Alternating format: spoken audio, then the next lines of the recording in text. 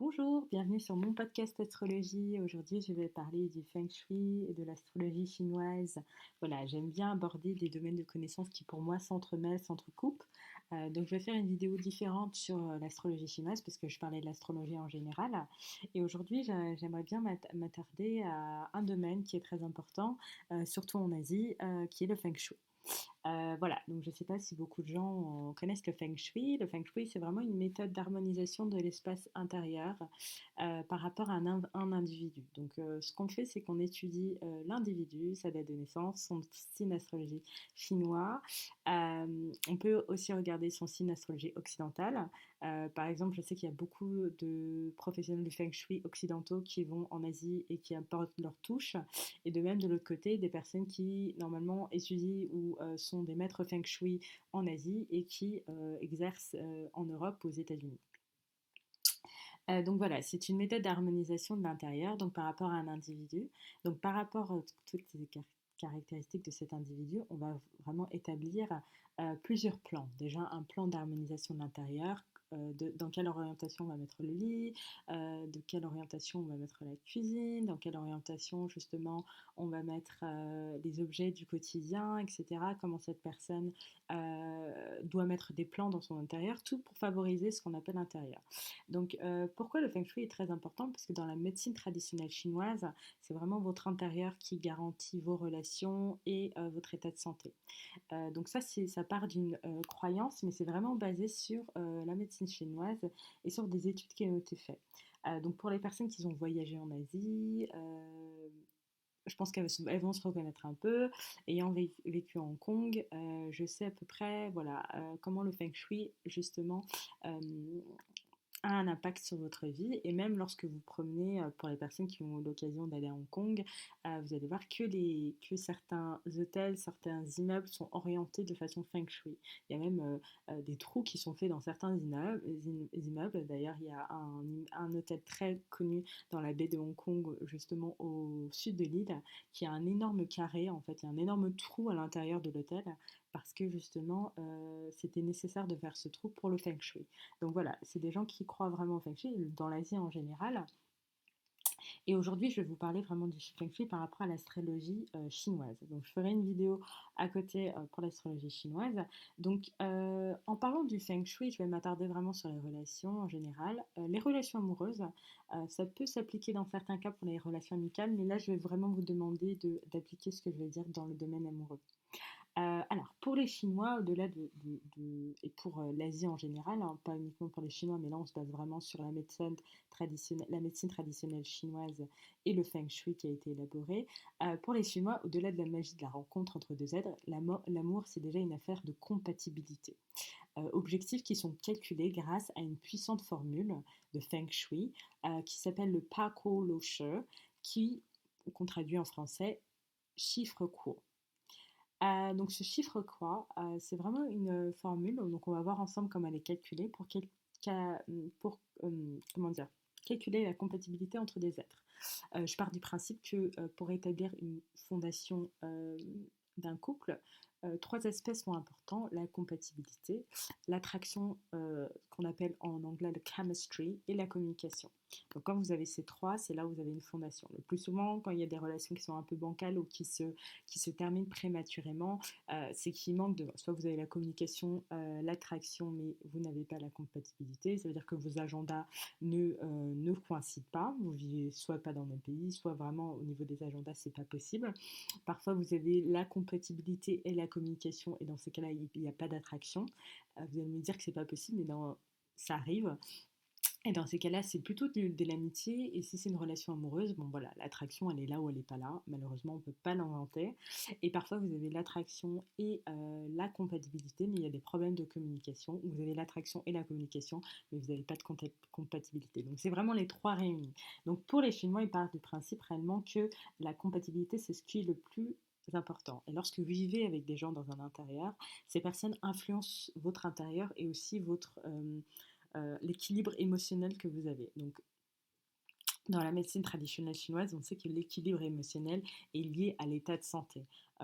Les maladies sont liées en fait le plus souvent à des émotions qui se sont tempérées dans un aspect particulier de votre corps, dans un endroit particulier de votre corps. Donc c'est très important d'étudier euh, l'astrologie chinoise avec la médecine chinoise, avec le feng shui, parce que les trois sont vraiment entremêlés. Donc on va voir comment on va calculer son chiffre court. Mais déjà, je vais parler un peu d'astrologie chinoise. Donc, astrologie chinoise, vous avez 12 signes. Donc, l'astrologie chinoise, elle a commencé à être élaborée en 1940. Donc, à partir de 1940, en fait, pour chaque année, on a le signe astrologique pour cette année. Donc, il faut savoir que ce calendrier d'astrologie, il commence à partir du Nouvel An. Donc, chaque année, le Nouvel An a des dates différentes. C'est pour ça que les personnes qui sont nées en début d'année peuvent appartenir à des signes d'astrologique différents par rapport à l'année dans laquelle ils sont nés. Donc, je prends un exemple. Par exemple, si vous êtes né, par exemple, en 1992, le Nouvel An chinois en 1992 commençait le 4 février. Dans ces cas-là, si vous êtes né, par exemple, le 15 janvier 1992, vous n'allez pas appartenir au signe de l'année dans lequel vous êtes né. Donc, le signe euh, astrologique de l'année 1992, c'est le singe. Vous êtes né avant le 4 février, donc vous êtes né le 15 janvier. Vous allez appartenir au signe astrologique de l'année précédente, qui est 91, qui est l'année de la chèvre. D'accord? Donc ça, c'est très important. Donc pour chaque année, vous avez la date du nouvel an, vous avez l'animal. Donc vérifiez si vous êtes né en début d'année, si ça correspond bien à votre année, ou sinon c'est l'année précédente. Et vous avez un élément.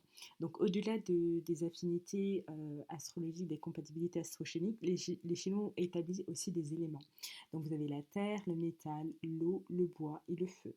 Ces éléments s'entrelacent. Donc par exemple, l'eau va nourrir la terre, le métal va couper le bois, le feu va brûler le métal, et donc comme je vous dis, le métal va couper le bois, mais c'est le feu qui va brûler le métal et on va fabriquer le feu à partir de la terre.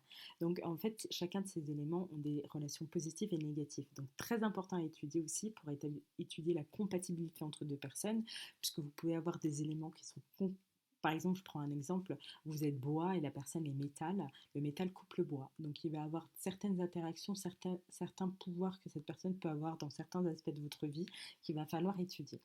Mais pour revenir au signe astrologique chinois, donc là aussi il y a déjà des compatibilités parmi les 12 signes. On sait par exemple que le cheval, le chien et le tigre sont trois signes astrologiques qui s'entendent parfaitement. On sait que le dragon et le chien sont ennemis. On sait que le rat, le dragon et le serpent sont trois signes astrologiques qui s'entendent très bien. Pareil pour le buffle, le coq, euh, qui s'entendent également. Donc ça, c'est très important. N'hésitez pas à regarder voilà, votre année de naissance, à quelle date commence le nouvel an si vous êtes né en début d'année. Quand je parle en début d'année, c'est mois de janvier ou mois de février. Regardez l'animal qui correspond et regardez aussi votre élément. Donc ça fera l'objet d'une vidéo à part. Donc je reviens sur le feng shui. Donc ce qui est important d'étudier en termes de signe astrologique, donc par rapport à l'année où vous êtes né, on va commencer à calculer justement le chiffre courant, comme je vous ai dit. Donc si vous êtes né en début d'année, vérifiez bien le nombre de votre année. Et puis à partir de ce calcul, hein, du Paco-Loescher, le chiffre quoi, on va justement établir comment le feng shui, par rapport à l'astrologie, par rapport à votre année de naissance, comment on va établir les compatibilités, parce que c'est très important. Donc ça, je trouve ça qui est plutôt intéressant à étudier. Donc là, je vous le mets à l'écran. Donc, je vais vous mettre la formule de calcul. Ça va être plus simple, comme ça va vous permettre de voir.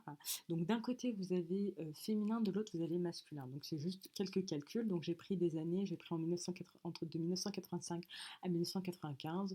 Donc, les milléniaux seront contents puisque ça fait partie réellement de vos années de naissance. On va dire que la génération des milléniaux commence début des années 80 pour se termine pour moi en 95. Certains vont jusqu'à fin de 90. Mais à partir des 2000, c'est là où on arrive génération Z et digital native, etc. Donc d'un côté, vous avez le masculin, de l'autre, vous avez le féminin. Euh, donc du côté gauche, on a le féminin. Donc par exemple, j'ai pris l'exemple du féminin. Donc pour les femmes, ce que vous devez faire, c'est que vous prenez votre année de naissance. Vous additionnez les deux derniers chiffres de l'année de naissance et si la somme dépasse 9, vous faites le total. Donc normalement, vous vous retrouvez avec un seul chiffre. Si vous êtes une femme, vous ajoutez 5 pour obtenir le chiffre au cours personnel. D'accord. Donc, c'est ce que j'ai fait ici. Donc, vous avez, par exemple, 1980, par exemple, on prend l'exemple de 1990, vous avez 9, les deux derniers chiffres, on les additionne, ça fait 9 plus 1, ça fait 10. On réduit à 1 et on ajoute 5, ça nous donne 6. Après, pareil, 1992, vous avez 9 plus 2, ça fait 11. Vous réduisez à un seul chiffre, ça vous fait 2. Et vous rajoutez 5. Après, vous avez 1900, par exemple, 94. 9 plus 4, ça fait 13. 1 plus 3, ça fait 4. Vous rajoutez 5, ça vous fait 9, etc. Du côté masculin, ce qui se passe, c'est que vous allez prendre l'année de naissance et vous allez justement réduire, pareil, on prend le 1985, on additionne les deux derniers chiffres, donc 8 plus 5 ça fait 13, on réduit encore, donc 1 plus 3 ça fait 4, et dans ce cas-là, on soustrait 10 pour obtenir le chiffre au cours. Donc par exemple, pour l'année 1985, le chiffre au cours, ça va être 6. Et vous faites ça pour votre année de naissance. Donc une fois que vous avez fait ça pour votre année de naissance, vous allez obtenir ce qu'on appelle un tableau que je vous montre à l'écran tout de suite. Alors ce tableau, on va commencer déjà avec les couples compatibles. Donc, comme ça revient à ce que je vous disais, l'amour pour moi, ou l'amour, ou en tout cas le fait de fonder un couple durable, c'est affaire de trois éléments: la compatibilité, l'attraction qu'on ne décide pas, elle est là ou elle n'est pas là, et la communication qu'on peut toujours améliorer. Voilà, c'est vraiment l'aspect parmi les trois. Voilà, vous avez l'attraction, vous avez la compatibilité. La communication, c'est toujours un aspect le plus souvent qu'on retrouve dans les thérapies de couple où il faut juste améliorer la communication. Et c'est très intéressant parce qu'il y a toute une étude qui a été faite sur la communication, sur si vous êtes... Alors là, on parle bien sûr d'un couple hétérosexuel, hein, parce que je suis hétérosexuelle, donc c'est de ce modèle de couple dont je vais parler, ou comment communique une homme, comment communique une femme. Donc ça, je pense que c'est hyper intéressant à étudier. Donc on se retrouve justement avec ce tableau, et en fait vous avez votre chiffre quoi. Donc le chiffre quoi va de 1 à 9, et vous avez un tableau qui va établir justement les compatibilités. Donc vous prenez votre chiffre croix, en face vous avez le sien, et vous avez 4 colonnes. Donc dans la première colonne, pour les compatibilités positives, on va avoir le Shang Shi Kuo. Donc le Sheng Shukuo, c'est la compatibilité excellente pour l'Asie, pour la société chinoise en général, les Chinois en général. Pourquoi? Parce que le plus souvent, lorsque vous avez cette harmonie au sein d'une maison, vous allez avoir une compatibilité avec votre partenaire qui est quand même au-delà de la norme. Ça veut dire qu'il va avoir quand même un facteur chance, une source de bonheur qui va arriver dans pas mal de domaines. Et vous avez, le plus souvent, on espère enfin, on part du principe que ce couple va prospérer aussi bien dans les affaires professionnelles que dans les affaires personnelles. Donc, c'est la meilleure compatibilité possible à avoir entre deux personnes. Le deuxième, on a Tian Ye Kuo, qui est quand même très compatible. Euh, donc, c'est vraiment un couple au-delà du facteur chance ou de bonheur qu'on peut avoir naturellement dans le Shang Shi Kuo. Dans le Tink Ye Kuo, ça va plus être deux êtres qui vont être capables de surmonter les épreuves. C'est vraiment une force qu'ils ont à deux. Chacun veille au bien-être de l'autre. Et on part du principe que l'espérance de vie sera 4 à 5 fois plus élevée dans ce genre de couple que dans d'autres. Donc il part vraiment du principe que la personne avec qui, et c'est mon avis personnel également, la personne avec qui vous allez former un couple va affecter votre espérance de vie. Alors comme je vous ai expliqué, ça part du principe naturellement de la médecine chinoise. Si vos humeurs, vos émotions impactent votre domaine physique, parce que ce que l'esprit ne sait pas, vous ne, la bouche ne peut pas dire, mais le corps pourra exprimer. Euh, et c'est mon avis également, et je ferai aussi une vidéo sur l'astrologie et les domaines de santé, parce qu'à partir de votre thème astral, on peut aussi établir les faiblesses que vous pouvez rencontrer dans votre vie. Et donc du coup, forcément, donc, ce que votre esprit ne sait pas, ce que votre bouche ne peut pas dire, votre corps va démontrer. Et si vous êtes dans un couple qui vous épuise émotionnellement, si vous êtes un couple qui vous énerve en fait nerveusement, euh, forcément ça va impacter sur votre santé et ça va impacter aussi sur votre espérance de vie parce que les émotions peuvent provoquer, en tout cas très mal gérées, peuvent provoquer énormément de maladies. Donc, je trouve que c'est très important de souligner ça. Donc, la troisième colonne, on a le Nien Woko, qui est très compatible. Alors, c'est une relation qui est plutôt harmonieuse et heureuse. Vous avez le même désir, la même volonté de construire quelque chose ensemble. Souvent, il y a beaucoup de tendresse, il y a beaucoup d'attention. Euh, et en fait, dès qu'il y a un problème, vous n'allez pas forcément changer à la séparation, à la divorce. Donc c'est quand même très compatible. Je pars du principe que les quatre colonnes sont quand même des éléments super compatibles. Il faut juste vraiment, on va le voir avec le deuxième tableau qui parle des couples plutôt incompatibles, mais là, pour le coup, c'est plutôt compatible. Et le dernier, c'est Fumwoko, qui est compatible. Vous êtes bien assortis, le couple est plutôt solide. C'est vrai qu'il y a quelques désaccords, mais vous êtes capable de vous remettre en question et surtout vous êtes capable de faire un pas vers l'autre. C'est ce qu'on retrouve beaucoup dans les problèmes de couple, de thérapie. C'est des personnes qui ont du mal à faire un pas vers l'autre.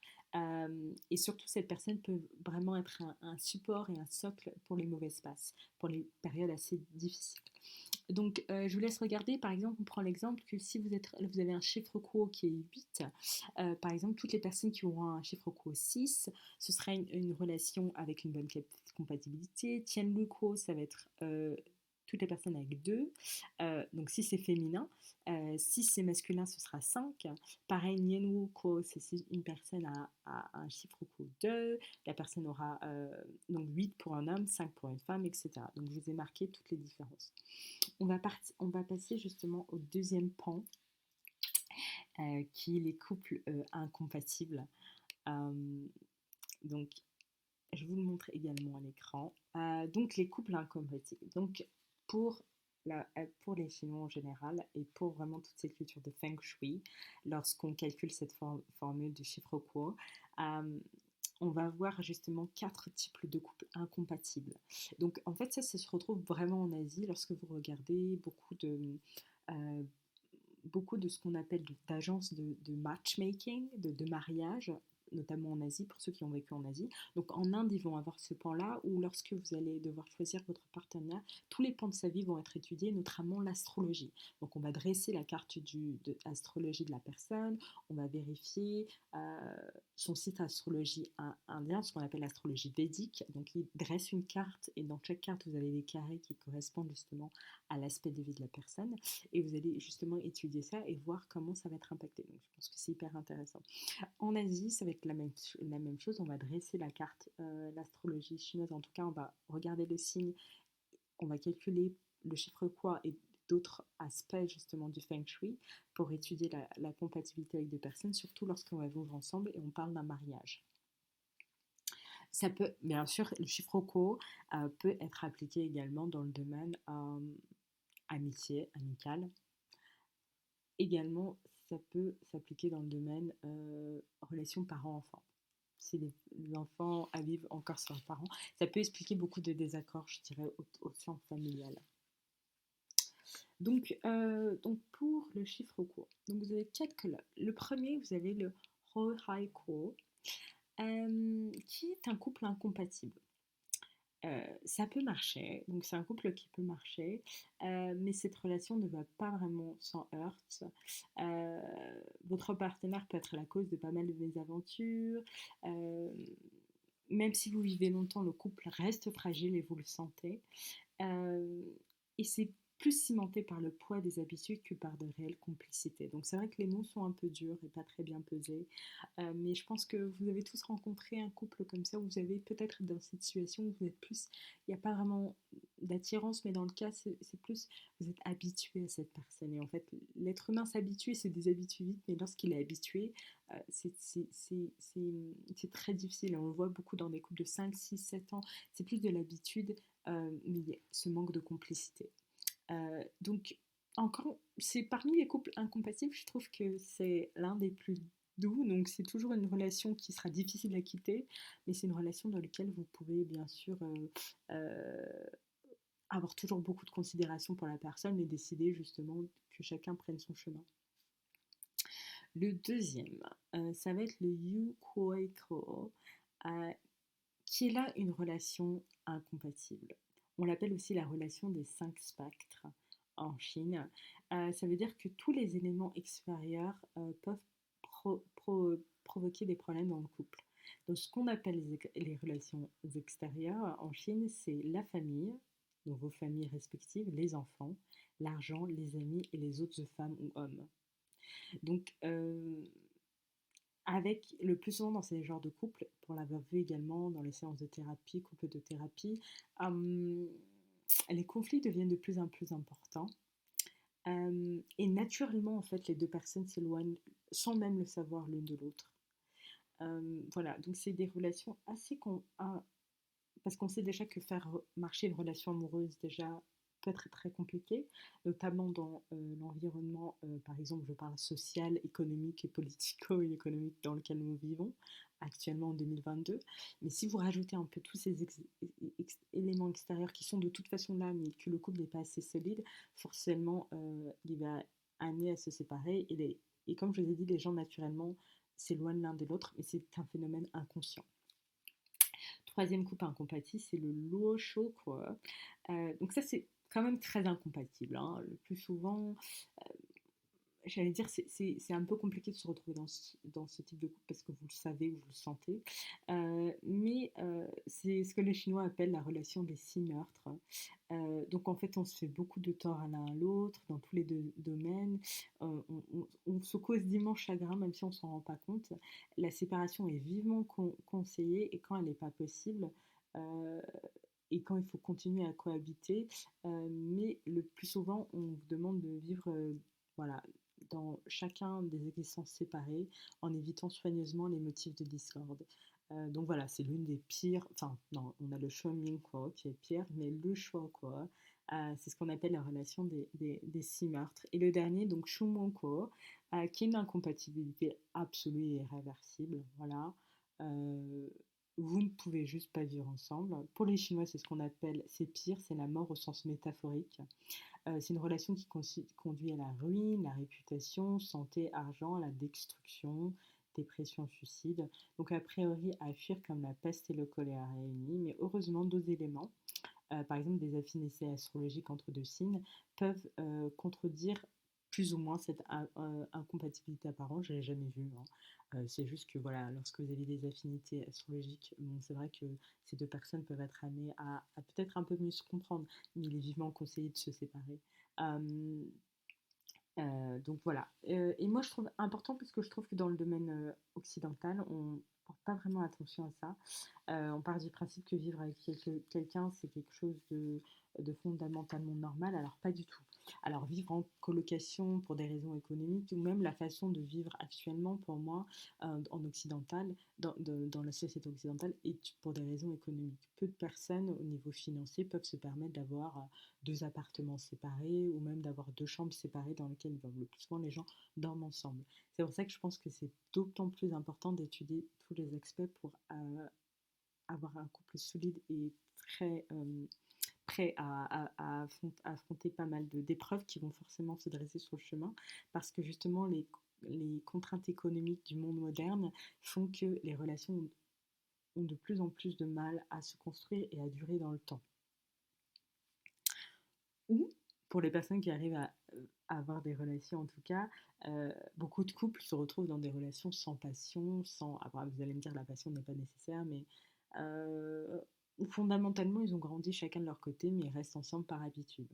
Vous voyez. Donc ça c'était important, c'est le chiffre quoi et c'est la compatibilité en général. J'aimerais bien ajouter un petit point également parce que dans le Feng Shui il y a aussi un aspect qui montre que l'orientation du lit, déjà en général pour un être humain, par rapport à votre signe astrologique, votre Shin Kuo et pas mal d'éléments, vous avez en fait une orientation qui est très importante. Par exemple, dans le Feng Shui, vous avez par exemple une orientation du lit qui est importante. Il y a des endroits à pas le mettre qui en fait symbolisent des choses, par exemple, qui peuvent symboliser la mort, qui peuvent symboliser la tromperie, qui peuvent symboliser de l'adultère, qui peuvent de la trahison. Donc c'est très important de pouvoir orienter justement euh, sont les aspects de sa vie de différentes façons.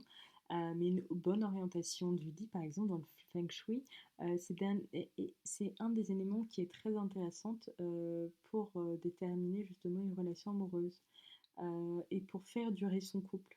Donc ça, c'est très important. Vous pouvez toujours vous étudier. Donc c'est par rapport vraiment à votre signe astrologique chinois, votre signe Kuo.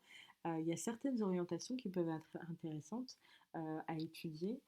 Donc je ferai bien sûr une autre vidéo sur le feng shui en général et une autre vidéo également sur les signes astrologiques euh, chinois. Mais c'est vraiment un domaine du feng shui que je voulais vraiment étudier et vous en parler. Parce que, comme je l'ai dit, dans le domaine occidental, on ne parle pas vraiment de l'importance justement de vivre avec quelqu'un. Voilà, il y a pas mal de contraintes qui fait que ça peut être un roommate, un colocataire, ça peut être voilà, mais les gens parfois se précipitent très très vite dans la cohabitation et la relation amoureuse, et alors que ce n'est pas anodin de vivre avec quelqu'un. Voilà, je m'arrêterai sur cette phrase. En tout cas, si vous avez aimé cette petite vidéo, voilà, n'hésitez pas à mettre un pouce vers le haut et à vous abonner. Voilà, de nombreuses d'autres vidéos vous attendent justement sur l'astrologie, mais là c'était un petit point sur l'astrologie chinoise et sur le chiffre Kuo qui est important justement dans le feng shui et dans l'astrologie chinoise. En tout cas, je vous remercie de m'avoir écouté. Voilà, merci à vous et puis à bientôt. Au revoir.